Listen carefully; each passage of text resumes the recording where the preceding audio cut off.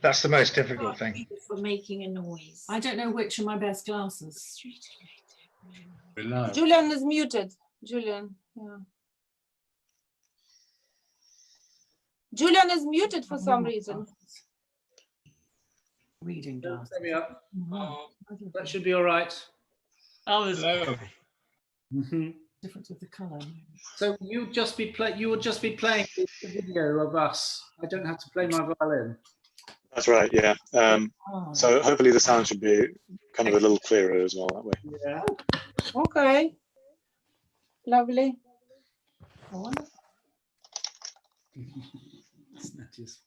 She's got a special background. Magical, isn't it? Who's that in an embrace? Member of the audience. We've got to be on our best behaviour now. Where they are. Act normally. I know it's difficult. Act normally. For some of us. Oh, you can see the names of the guests as they come in. Yeah. Wonderful.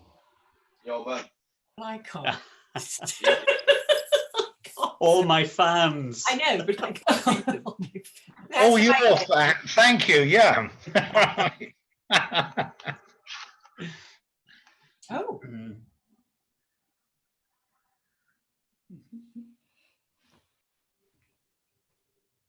How long is the piece? Which piece? 2 minutes and 20 seconds or so. Yeah. Oh. Do you know everyone, Lucy? No. I know some people. Lucy, have you gone to your script yet on screen? Yeah. No. So are they? See, I'm not here. You are here, Tina. I can hear you. Is the audience listening to the music and we're not? Not yet. Okay. Is the music being played, or will we see the music? Yeah, we'll all hear the music and see. Okay. Sing it. I'm going to wave anyway. I don't know anyone. I'm going to wave. I think it's funny. It's wonderful. I can't believe it. We've still got a few people left to join, so we may give it another couple of minutes. But then Anthony, I'll give you a shout and we can start. Make a clear sign when it's time. Sure. Put their cameras on. Can we all be heard? Are we at the right volume? No? Could be a little bit louder.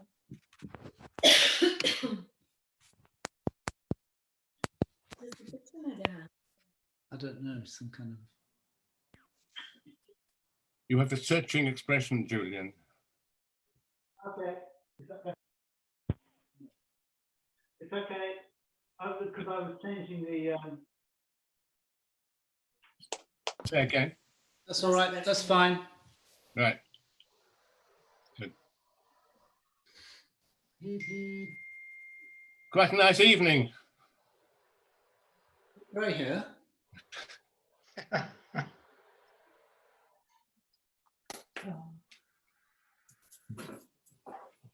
Hope they all come.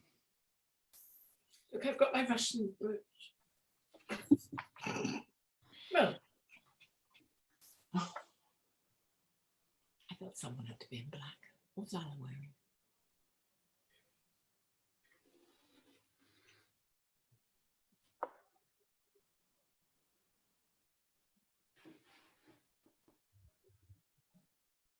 Well, Anthony, I guess we're pretty much ready to start, I think. I hope everybody can hear me all right.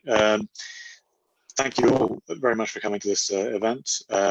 It's been one of our more kind of ambitious ones, technically. So if there are any sort of slip-ups, we'll try and correct them as quickly as possible. But for now, can we ask everybody who's not performing to keep their mics muted?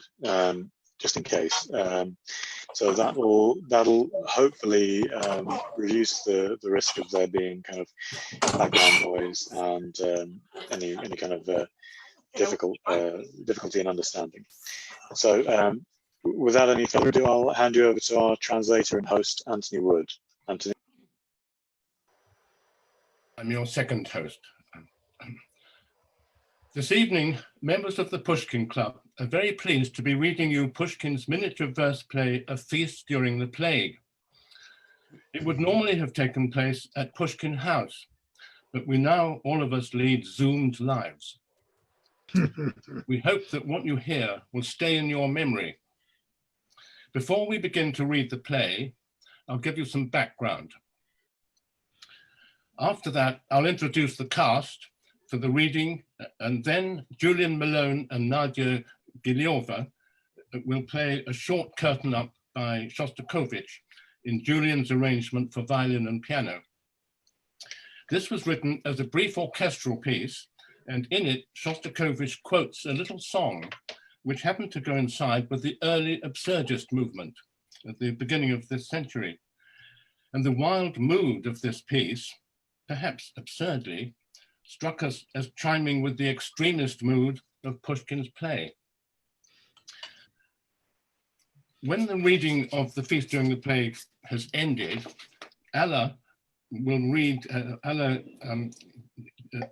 Galich will read the originals of the two poems that have been notional songs in the play.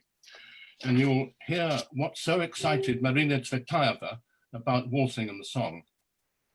Finally, Anna will read a poem written several years earlier than the play, which I'll introduce, and you'll hear why it's been chosen to end our program and my translation of it. We'll start with some background.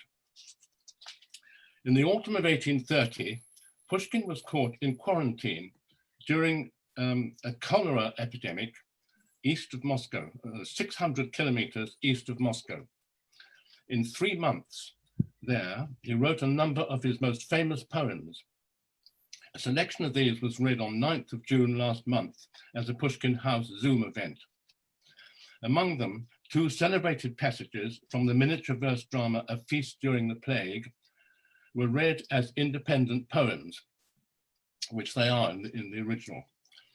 This evening, we'll hear the whole of this extraordinary work, The Feast During the Plague, that contains these 2 famous bits.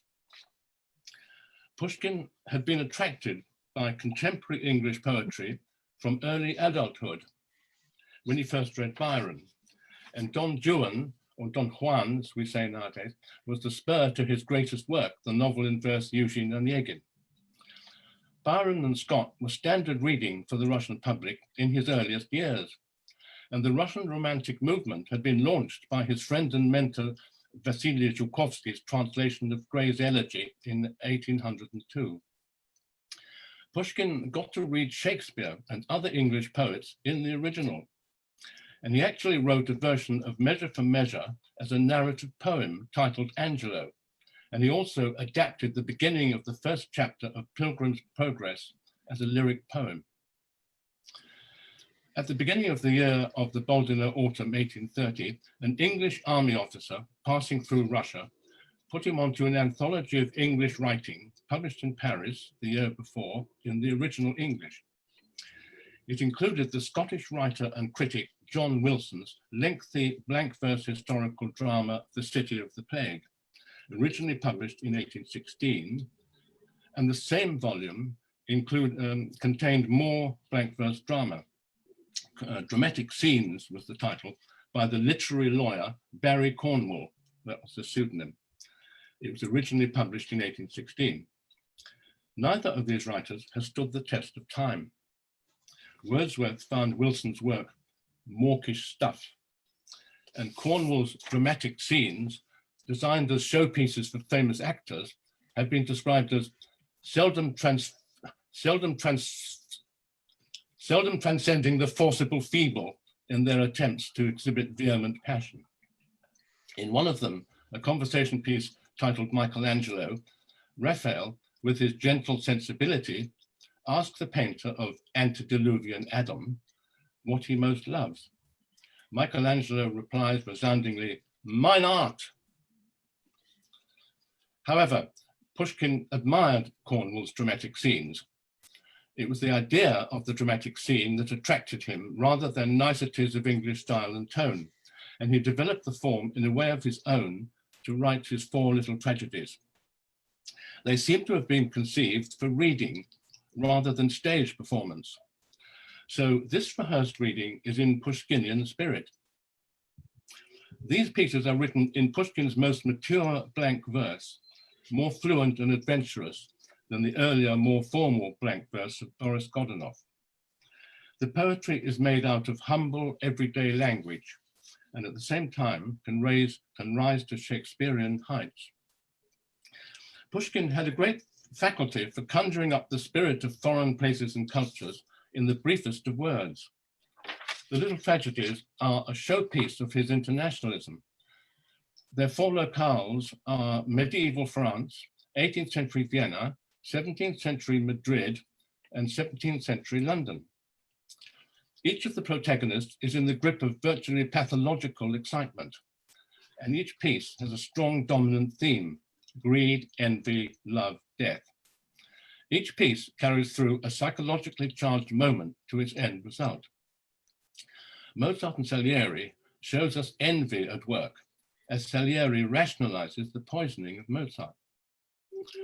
In A Feast During the Plague, the master of revels, called Walsingham, finds in death his idea of life. A Feast During the Plague is Pushkin's free translation and adaptation of part of a single scene from Wilson's rambling melodrama set in London at the height of the Great Plague in the year 1665. Wilson's characters are kept as types and also their names. They are young officers of the English fleet, home from the Dutch wars. The company reveling at a table in the open street includes 2 ladies of the town and is joined by a priest who tries to break things up and persuade everyone to go home, which no one does. Pushkin not only cuts material and prunes superfluous words, but entirely replaces 2 of Wilson's lyric poems, notionally to be sung, with his own compositions. The result is a brief scene, complete in itself, the last of the little tragedies. Pushkin chose and shaped his material during a pandemic of Asiatic cholera, which raged from India to Europe and then America, and lasted for 11 years, 1826 to 1837. It killed 100,000 people in Russia, 7,000 of them in Petersburg, slightly more than in London. For St. Petersburg, the death toll was many times higher than that from the Great Flood of only several years previously. And that is the literal subject of Pushkin's great narrative poem, The Bronze Horseman. Now, here we'll have a little slideshow of illustrations of Russian editions of A Feast During the Plague to set the scene. Most of them are monochrome woodcuts by leading 20th century artists. So we'll have the first one. It's a general scene of the setting of Pushkin's play. As you see, London buildings in the background, all taken from the English original of 1665, the depiction. And the next one, that's Mary, one of the ladies of the town, singing her song. One of the 2 numbers that have hit the charts over the years about this play. I mean, not the song, but the poem, of course, in the play. Now, this is a woodcut by Kravchenko, 1937, and it's fairly typical subject matter in illustrations of this play. And one of the ladies of the town, bottom right, has just fainted at the sight. Hope she'll be the only one. A contrasting depiction of the passing of the dead cart, which we can just see much more discreetly than in the previous illustration, just bottom to the right of the lamp. with the swooning Louisa, bottom right. And then here we have Favorsky and woodcut, the master of the revels, singing his song. You notice the background seems to be less English and more Russian in some way than the previous illustrations. Now this is an earlier illustration dating from 1888. I don't know who the artist is. It's the priest, the entry of the priest. He enters and confronts the master of the revels, who begins to be a bit chastened. Back to England. And I've no idea, Goncharov is the woodcut. I don't know quite when he did that, but it is the mood of the master of the revels at the end of the play. So that's set. So, so there we are in time of plague, basically the same experience everywhere for anyone in the middle of it. Pushkin felt that in the province of Nizhny Novgorod, where he was in the middle of it. When he wrote Feast, there were conflicting pleasures in his mind, pressures. He was longing to be with his fiancée Natalia in Moscow. His letters repeatedly complain about the implacable quarantining. To Natalia, he writes in terms now all too familiar to us, Boldino has the air of a rock-bound island, no neighbors, no books. And the next day, having got into a carriage bound for Moscow and then been turned back, I have just been told that 5 quarantines have been set up between here and Moscow, and that I'd have to spend 14 days in each. Do a little counting, and then imagine what a bitch of a humor I must be in. Then there was a hostile prospective mother-in-law to deal with, the burden of practical matters on inheriting part of his father's estate, doubts about the very idea of marriage and resulting loss of personal freedom. Pushkin was well aware of the deadly nature of the disease, but his references to it seem to be without fear on his own account. The 2 lyric poems that are notionally sung in Feast by the prostitute Mary and by Walsingham express contrasting responses to the plague and form the center of the piece. Pushkin wholly replaces Wilson's compositions here with his own, while keeping the identity, as I've said, of Wilkin's speakers. In Wilson, Mary's poem is a long general lament on a village wiped out by the plague. I've actually checked the village on the map and it very much exists. Pushkin's creation is addressed by a fictional girl to a fictional lover in Mary's song. Pushkin has invented the 2 names that appear in Mary's song, Edmund and Jenny, and this faithful pair set off Walsingham's memory of his own faithlessness to his dead wife, which he gives us after he has sung his song. Pushkin, in other words, makes Mary sing what sounds like a traditional ballad, but with which she identifies. Pushkin's song for Walsingham is an even more original conception.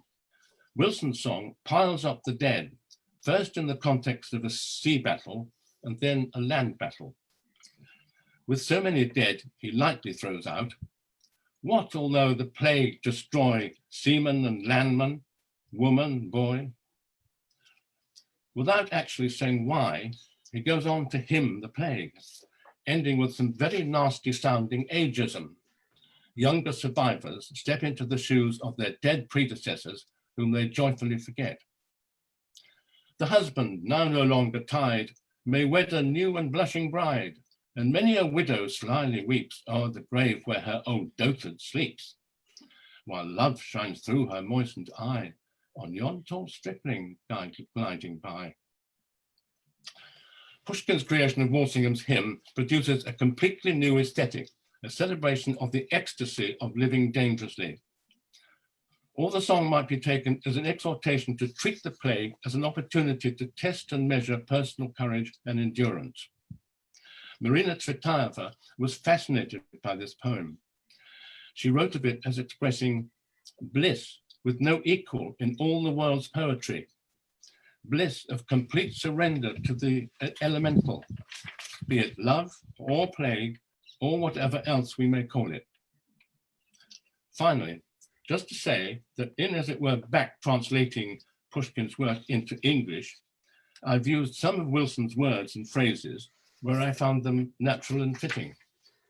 For most of the open two lines, you'll hear, for example, some English critics have dismissed the blank verse in this work as a makeshift dialogue sequence serving merely to link two superlative lyrics. I disagree. In Walsingham's speeches responding to Mary's song, I find a sympathetic, aesthetic sensibility, and in his replies under pressure from the priest's emotional blandishments, I find a solid human honesty. And the other characters speak naturally in their own personae. The extraordinary thing is, in conclusion, that from such uncouth material, Pushkin has put together such a dynamic, dramatic piece.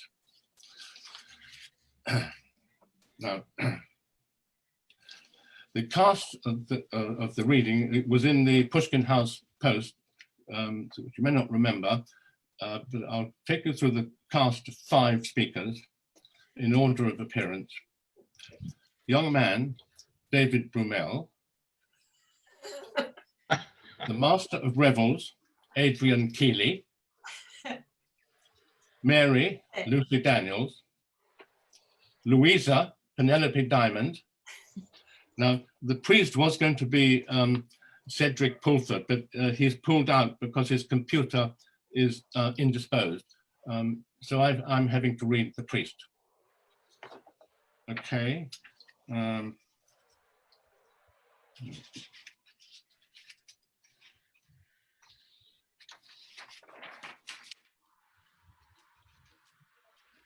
Now, before the play begins, we'll have a curtain raiser. It's a piece by Shostakovich, originally for orchestra. It's arranged for piano and violin by Julian Milone, and it will be played by Julian and Nadia Giliova. So they'll now play you this little piece.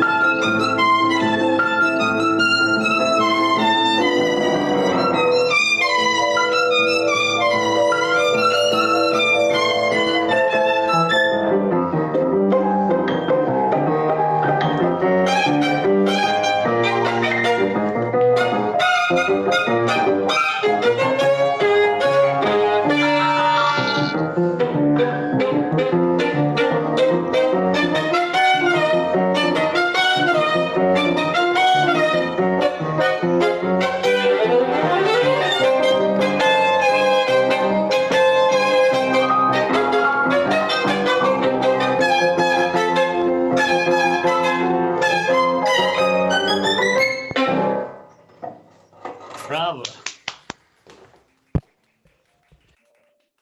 Now, a feast during the plague.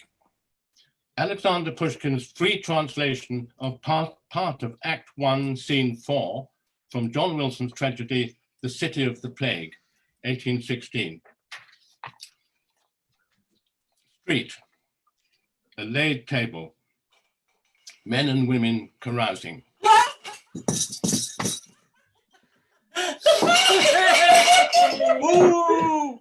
I rise to give, most honourable master, the memory of a man well known to all, a man whose jest and merry anecdote, sharp repartee and witty epigram, those barbs of captivating gravity, livened our table, drove away the darkness our present visitor, the plague, inflicts among the brightest intellects among us. Just 2 days past, our jovial, Our laughter.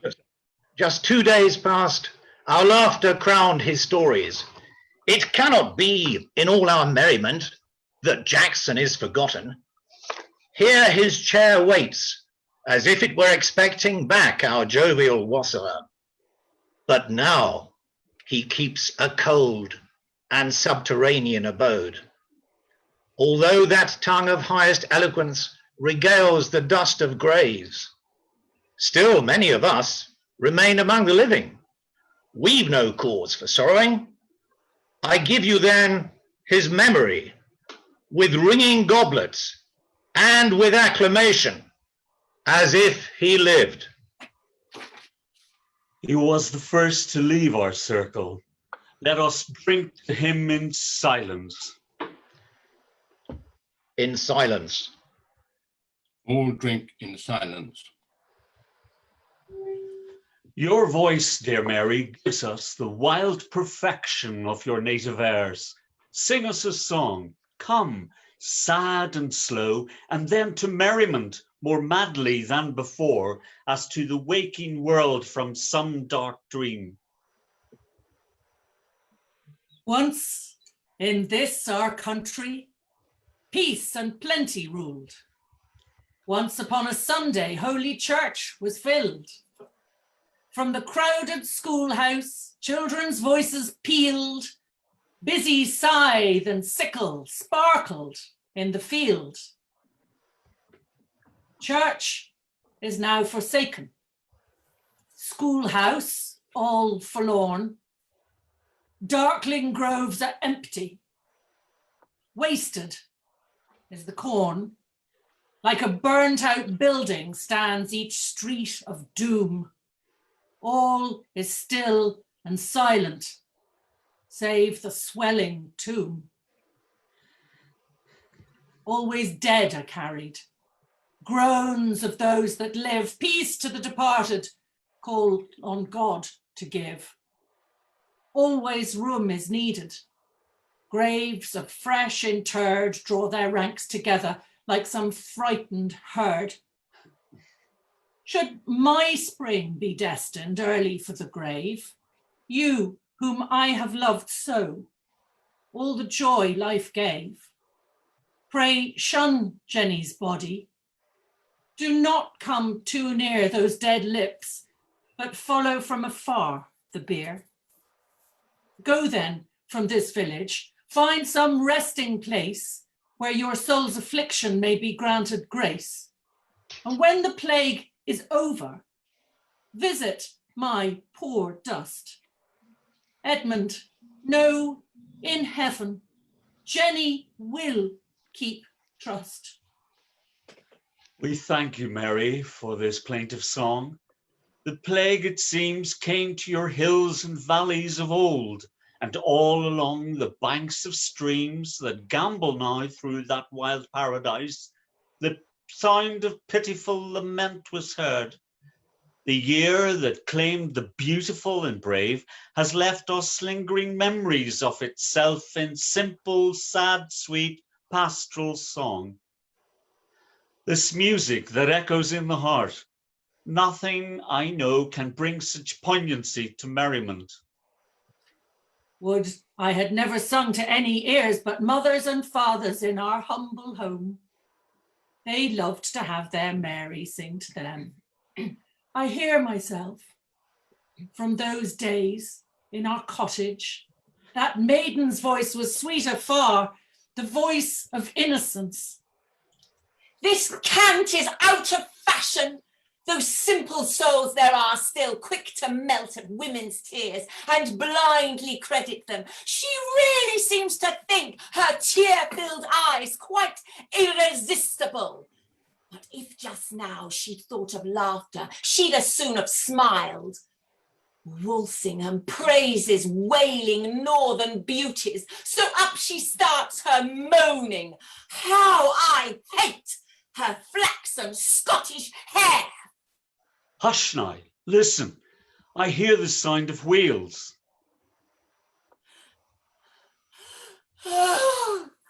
Cart laden with dead passes by, driven by a black man. Louisa fainted, and by her tongue I thought her soul a man's.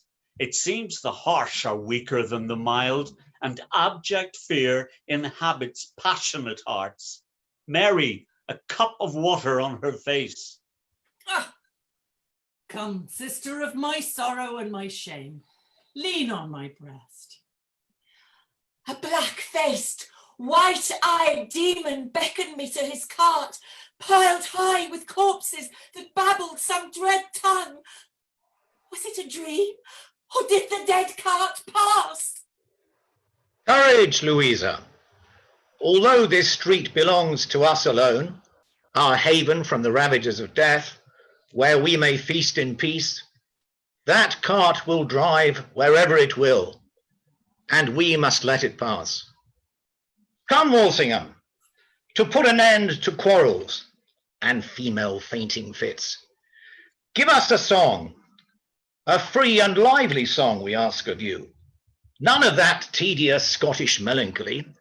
Let's have a roaring bacchanalian song, straight from the foam of flowing cups. I know none. I'll sing a song to celebrate the plague, though. I wrote it when we parted yesterday. I felt a strange and burning thirst for rhyme I've never known before. Listen, I'm hoarse, but I've a voice to hold up for a song. A song to celebrate the plague. Let's have it! A song to celebrate the plague! Bravo, bravo! When great winter he throws at his bitterest foes, shaggy legions of frost, ice and snow, we meet them with feasting's glad glow. The Black Queen with her hosts, a rich harvest she boasts. Her dread spade taps our door night and day. What can we do now but pray? Let us shut out the plague like the winter's rampage. We'll carouse and our goblets we'll drain to the plague's universal reign. There's a savage delight in the thick of the fight, the chasm, the ocean's dark rage, the whirlwind, the smell of the plague. In what threatens with death, our mortal breath, should we make its discovery? There is joy, immortality. To the plague then all praise, she'll not darken our days. Let us drink while the cup overflows of the breath of the Maid of the Rose. Enter an old priest. Oh, godless feasting, godless libertines, so to abuse the silence spread by death in banqueting and song. Amid white faces and lamentations of bereaved, I pray, while your excesses shake the graveyard's peace, the very earth above the unsheeted dead. Were not old men's and women's prayers to hallow the wide and common grave, I could have thought a horde of devils dragged an atheist soul to darkest depths with shouts of mocking laughter. How masterfully he speaks to us of hell.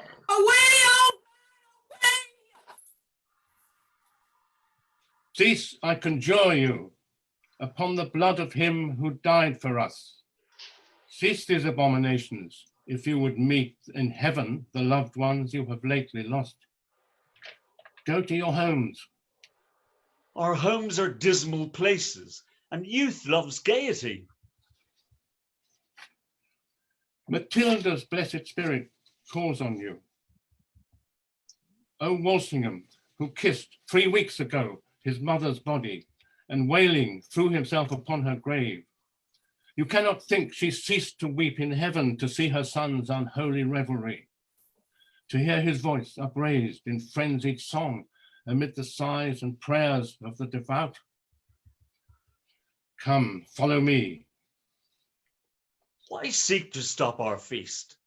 I will not, cannot go with you. I am held here by hopelessness, dread memories of the past, by knowledge of my depths of lawlessness, and terror of the void that is my home. The novelty of unconfined delights, the grateful poison of this brimful bowl, the kisses, God forgive me, of this lost but lovely creature. No, my mother's soul will never take me from this spot. Too late, I hear your voice that calls to me to save me. For this I thank you. Go in peace, old man, but cursed be any of us who follow you. Bravo, bravo! A true and worthy master. Father, a sermon for you there. Be off, be off, be off. Matilda's blessed spirit calls on you. Swear to me now, your pale and withered hand lifted to heaven, to leave that name in peace, to forever in the grave. Would I could hide this spectacle from her immortal eyes. She thought me pure and proud and free. She found paradise in my arms. What am I now? O holy child of light, I see you high, where my far fallen soul can never rise. He's mad. He's babbling of a buried wife. Away, away. Father, for God's sake, leave me. Almighty God, have mercy on your soul. Farewell, my son. He leaves. The feast continues.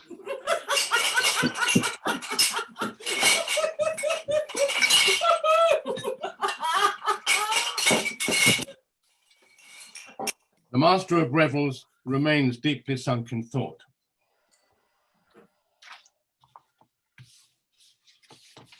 Curtain. Now, as the next item in our program, Nadia Giliova will read the 2 songs from A Feast During the Plague in the original. You may detect that the translation of Mary's song that you've heard is much closer to the form of the original that you'll now hear than is the case with Walsingham's. The latter has not been something done on a whim, but it's the only way this translator could think of to try to keep anywhere near the breathless momentum of Pushkin's original. You'll presently hear what made Marina Tsvetaeva so wildly admire this wild poem. But first, here's what Mary sings. Пир во время чумы. Песня Мэри. Было время. Процветала в мире наша сторона. В воскресенье бывало, Церковь Божия полна. Наших деток в шумной школе раздавались голоса. И сверкали в светлом поле серп и быстрая коса. Ныне церковь опустела, школа глухо заперта, нива праздно перезрела, роща темная пуста, и селенье, как жилище погорелое, стоит. Тихо все.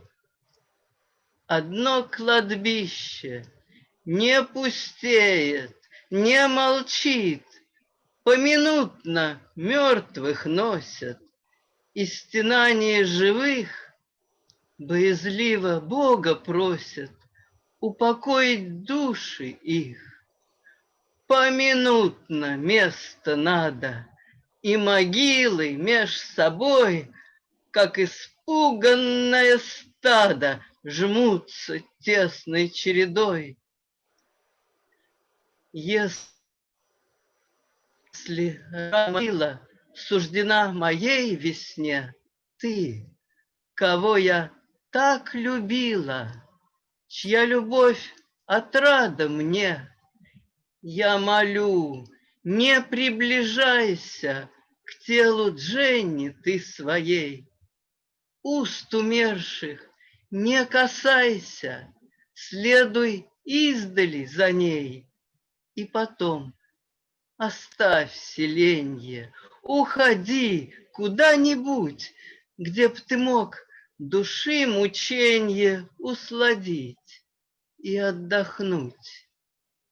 И когда зараза минет, посети мой бедный прах, а Эдмонда не покинет Женни даже в небесах.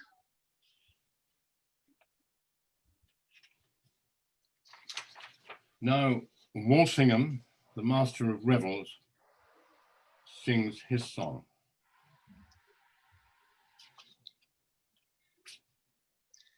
Председатель поет.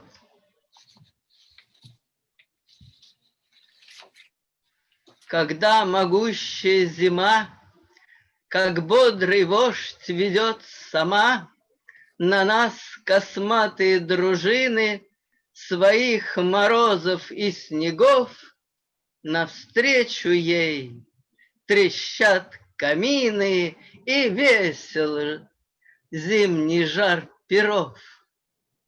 Царица грозная чума теперь идет на нас сама, и льстится жатвою богатой, и к нам в окошко день и ночь стучит могильною лопатой.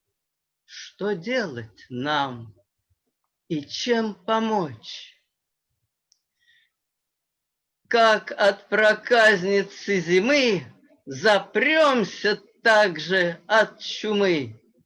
Зажжем огни, нальем бокалы, утопим весело умы и, заварив пиры да балы, восславим царствие чумы. Есть упоение в бою и бездны мрачной на краю, и в разъяренном океане средь грозных волн и бурной тьмы, и в аравийском урагане, и в дуновении чумы. Все, что гибелью грозит, для сердца смертного таит неизъяснимые наслаждения. Бессмертия может быть залог, и счастлив, кто среди волнения их обретать и ведать мог. Итак, хвала тебе, чума, нам не страшна могилы тьма, нас не смутит твое призвание. Бокалы пеним дружно мы, и девы розы пьем дыхание, быть может, полное чумы.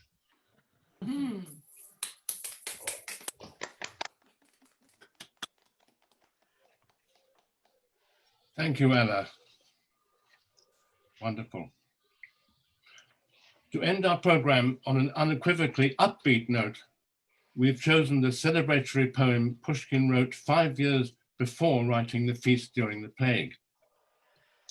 He wrote this poem also in forced isolation in the countryside, this time during his exile in the village of Mikhailovskaya, one of the darkest periods of his life. Despite his loneliness and gloomy surroundings, he wrote the incredibly uplifting Bacchic song. Ella will first comment on the meaning of this poem, then I'll read my translation, and after that, to end our program, Ella will read the original. So Ella has her comment on this poem Bacchic song. Thank you, Anthony. Just a few words. The idea of the opposition of light and darkness is extremely important in Pushkin's universe. And very often, these two concepts symbolize good and evil. That's why in the poem we are about to read, the victory of light over darkness is not only the triumph of knowledge over ignorance, but it is also a triumph of inspiration, justice, kindness, and the free human spirit over the forces of reaction and repression, i.e., forces of darkness. As Pushkin said, let darkness disperse. One is almost too moved to read the poem out. Bacchic song. Why has good cheer become muted? Let the ditties of Bacchus resound. To the maidens we've loved in their beauty, to the women so gracefully gowned. Fill your cups to the brim, rings off, let them shine. Then into rich wine, let them drop with a cling. Now let us raise glasses at one with the muses and reason. O sun, O sacred sun, burn on. Just as this lamp grows dimmer with the brightening of the dawn, false wisdom will wane to a glimmer in the immortal sun of the mind. To the sun which leaves darkness behind.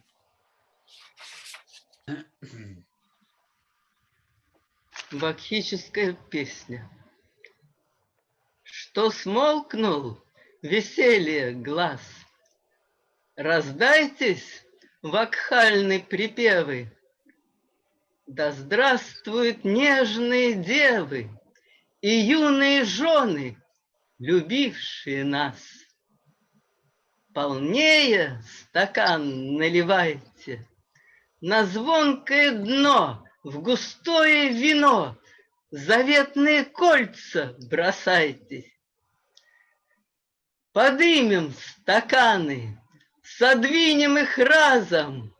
Да здравствуют музы, да здравствует разум. Ты, солнце святое, гори, как эта лампада бледнеет пред ясным восходом зари, так ложная мудрость мерцает и тлеет пред солнцем бессмертным ума. Да здравствует солнце, да скроется тьма.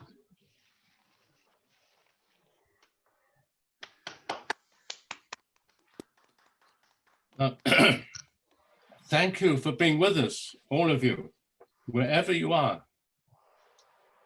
If anyone wants to say anything about what they've heard, we'll now have a Q&A chaired by Rafi at Pushkin House. Yes, so if it's easier for everybody to type into the chat, we can do it that way. Or otherwise, if you'd like to ask a question vocally, there's a way to raise your hand. I think it's at the bottom somewhere under, let me see where it is. Participants. Click on the participants, yeah.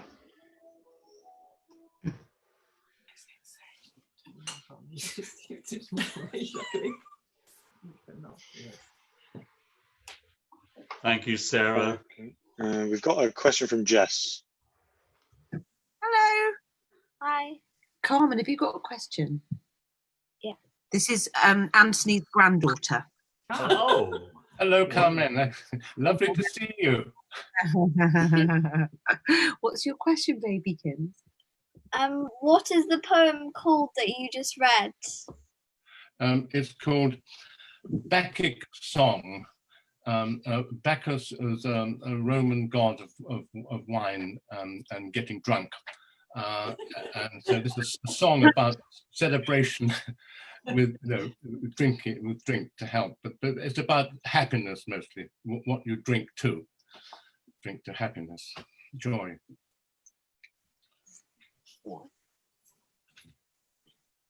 Thanks for the question. Okay.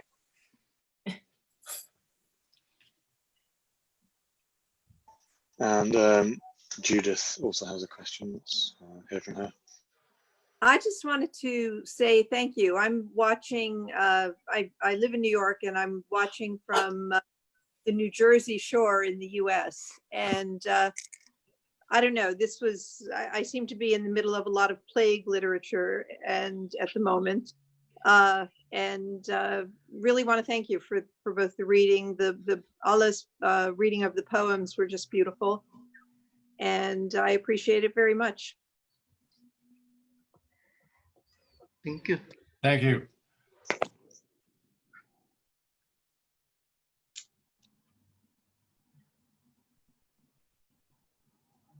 Rafi, I don't know if it's possible, but is it possible to show, sorry, it's me, Lucy, talking. Is it possible to show Nadia Giliova and Julian Milone? Because we heard their music and I'm not sure whether anybody was able to see them. Yeah, let's. They were fabulous. Let's bring them in. Let's see if we can find them. They were brilliant. Yeah, fabulous and brilliant. And there I can see Julian wiggling his guitar, his violin. There Sorry. he is. And I can see Nadia waving in front of a wonderful background. Yes. And huge thanks to them. Yes. Yeah. We can listen it once more. It would be wonderful to listen to it once more. We'd all be very happy. We would, yes.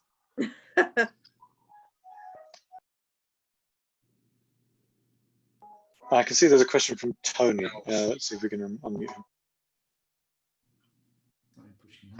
Am I audible? Yes. Hi. Two questions, if I may. First, I'd like to know precisely what the piece of music was. And secondly, for the people who perform, I should say thank you very much. It's been very moving and interesting. Secondly, for the people who've performed it and put it together, obviously this is very relevant to the situation we're all living through. How did they feel about that relationship? Well, if I can answer about the music, it's Julian here. It's originally was a galop from Shostakovich's opera called Cheremyushki, which is in fact a suburb of Moscow, as you might know, and it's a sort of comedy of manners. It's like an operetta, really. And it was an orchestral, as Antony said, it was an orchestral interlude, a galop, and he used that that famous song in the middle. So that's basically where it comes from. Thank you. Yeah, on your second question, Tony, obviously the current pandemic got us thinking about what might be appropriate to do, and the Bold Inner Autumn occurred to us. And I don't think we've been particularly conscious of the plague or the obvious analogies. I think it's the fact that during a difficult time, a difficult period in Pushkin's life, and when he was exiled, as you know, it was the most fantastic period of creativity for him.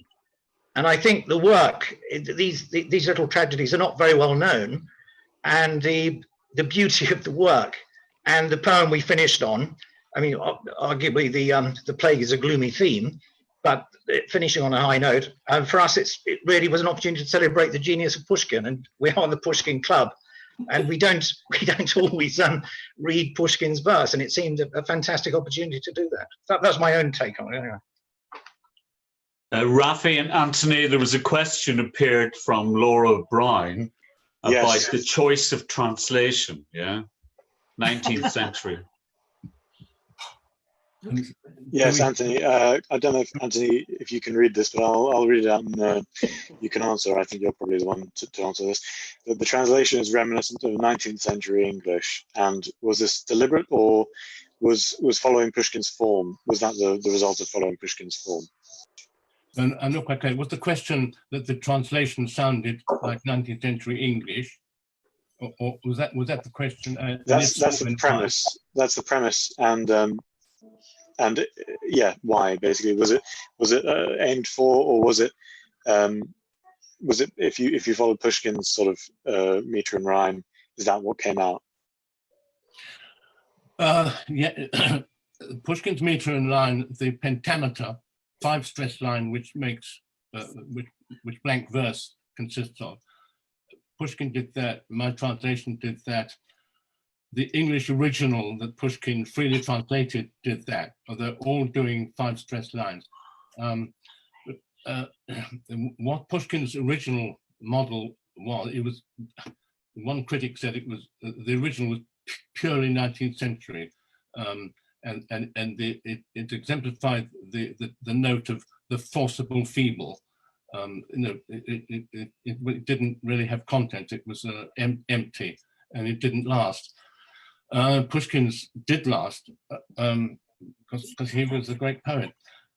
Pushkin combines formal verse with everyday style and language, simple words, not loaded, romantic, heavy words. Pushkin hated being thought to be a romantic. People tried to get him to admit he was romantic, but he shied away from the whole idea of romanticism. He was much more himself, much more direct, much more down to earth. So the thing should not sound 19th century in English, and it's a pity if it did. But the idiom is 19th century. The pentameter, the regular pentameter, quite regular, but it should sound like between the 19th century and 2020. So it shouldn't sound the latest style of colloquial speech in English. It should sound a little bit remote from that, but not so remote that it sounds old-fashioned. So it's a balancing trick which Pushkin brought off, and which hardly any of his translators in English have matched. So it's really, I suppose it's an impossible task to be exactly as light-footed and solid at the same time as Pushkin was. But that's what the aim is, anyway, of the translation. I think there was a question of why did we choose that translation, and the reason is because Antony Wood organised the evening, so it would have been very weird not to use his translation. Well, this is the language of diplomacy. Or realpolitik. The two things came together. The idea and actually, what the spur of the thing was that this translation has been out of print for years and years. So some people might think it's a little unfair. So the idea of bringing it back might have some support in some quarters. We have another question from Jan de Walden, who thanks us very much and is listening in Amsterdam. Can you recommend a good biography of Pushkin, Antony? Yes, there's one. Wait a minute. Binion is very good biography. T.J. Binion, yeah. It was under my foot. I couldn't see the title just now. It's the definitive biography of Pushkin, about 15 years old. There's been no more reliable, more comprehensive, detailed English biography. There's a good short one by I can't remember her name, Elaine Feinstein, which is much simpler, but some things she doesn't have time to address. And almost no English biographer has addressed important things like why Pushkin, why Russia would not publish Pushkin's original version of Boris Godunov. But they wouldn't, because it's not just about Boris Godunov, it's about the pretender, and who had a lot of support in Russia, and some Russians wanted him to be Tsar, but of course this is dangerous politically. To the Tsar at the time, Nicholas I, so that he cut out a lot of the scenes, so that Pushkin's conception, it was just collapsed. It was thought to be a failure, Boris Godunov, by reviewers at the time, because half the play wasn't there. And only in the present century has the complete text been published in Russia. I've forgotten why I'm telling you this, but there's also a very good short biography by Robert Chandler, concise. Yes. It really is fantastic. Yeah, if you want to, if you're going to a northern town by train, if you can find a train, it's a good book to read. You can read it all in the train journey. And the essential facts of a short biography. Essential.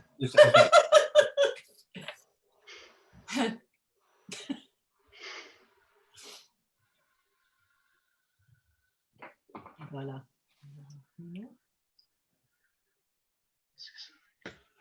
Sorry, I couldn't unmute myself there, but Lucy Sally also thanks everyone. Yeah, and, the iPhone is Lucy Sally. Good. And speaking of heading to a northern town by train, actually, I have a slightly small announcement, which is that in a couple of weeks, I'm going to be doing a sponsored walk up to the Yorkshire Dales for Pushkin House. So there'll be a bit more information about that coming, but it's a 300-mile walk, which I've never done before, never walked further than about 20 miles in a day. So we'll keep you posted on that, but there should be some kind of announcement out about that soon. But you guys are the first to know. Thank you. Well, we'll support you. We'd be keen to support you, yeah. If you complete it. Exactly, if. I mean, yes. I have been quite kind of exhausted recently, but hopefully I'll train up on the way. I can see a question from Emma. Will we have any more Zoom theatre performances? I hope so. We are sort of currently trying to figure out exactly what we're going to be doing in autumn in terms of the balance between live and Zoom events. I think we're probably going to have almost all of our events done by Zoom for the time being. So if we can have any more theatre, we'd be very happy to host it. I think this is kind of oddly quite a very apt medium for it, because you get a much more intimate view of the actors' faces and their sort of expressions and readings. So I'm absolutely not against doing it again. We have one more question about future Zoom theatre performances. Yeah. Yes, Rafi's just answered that. Okay. Yeah. But I mean, we'll be having hopefully future poetry recitals, even if not theatre performances. And I mentioned, Rafi, the idea that Alla has come up with. We've all heard about the current controversy over statues and pulling down statues.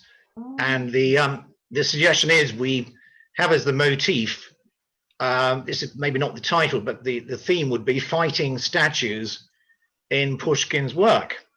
And we'd illustrate it with reference to some of the great works by Pushkin, starting with The Stone Guest, which he wrote during the Boldina Autumn in 1830.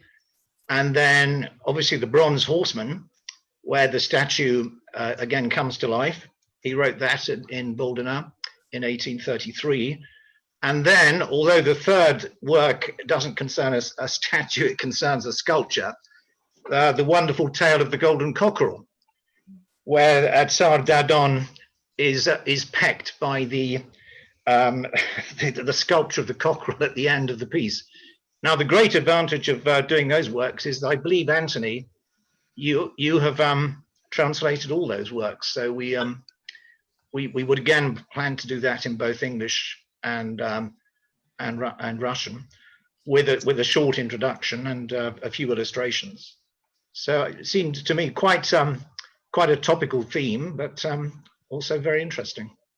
Absolutely, yeah. I think it's been really nice to have some Pushkin-focused events during this time as well. I mean, we have some, each year, but it always feels like we do kind of have less and less these days. But we're representing our namesake.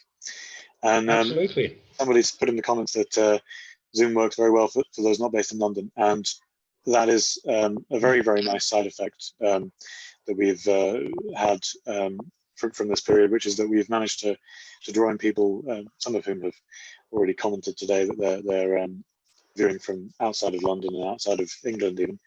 And I can say that even when we do go back at some point to in-person events, we'll be trying to New York City even. New York.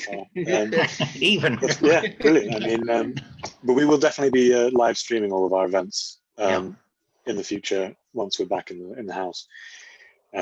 So no, don't fear about losing our cultural programming even when we're back. No, I agree. It's one of the great benefits of the present period. Rafi, I'd just like to say that I've really enjoyed doing this, but I do long for the day when we do something live. I'd like to fly the flag for live performance. Yeah. I mean, we're all waiting with Ontario. Back into that. So obviously, the live streaming thing is really, really good, and you can have relatively few people in Pushkin House in the room. If we have to, we've got guidelines to go by. But I think if the performers are all in the same room with as well, I think that really makes a difference. I think people from far and wide, from Amsterdam, from New York, it's just wonderful. Yes. Yeah, I absolutely agree, and I was hoping that at some point we could do a reading where the performers are in Pushkin House and we can see Pushkin House in the background, our lovely main function room in there, but also be able to sort of broadcast it out. So hopefully in September, October time, we'll have the capacity to do that. And if I can't see any more questions now, so it may be that it's a good time to sort of wrap up. The last one was from Ontario. Yeah, I'd quite like to know. I know that we've had somebody from Thailand in one of our events. I don't know who the furthest person is that we've had on our call yet, but probably Thailand is up there on that league table. But yeah, the more the merrier from across the world. It's really great to see. Well, Thailand, having breakfast in Thailand at the time of yeah, exactly. So, well, thanks all very much for watching and for participating in the chat, and thank you so much to all of our performers and Antony, our organizer and translator. It's been a really brilliant event. Actually, I'm really pleased with how it's turned out, and I'm looking forward to the next one. Rafi, thank you very much. Thank you. Cheers. Thank you, Rafi. Yeah. No worries. I mean, it was very easy. Bye all. The technical support was superb. Michael, we're going to go and carouse. Sounds good. Stay safe. Thanks, Rafi. Bye-bye. Very good seeing you all, and see you all next time. Bye, everybody. See Bye. you soon. Bye. See you soon. All the best. Bye.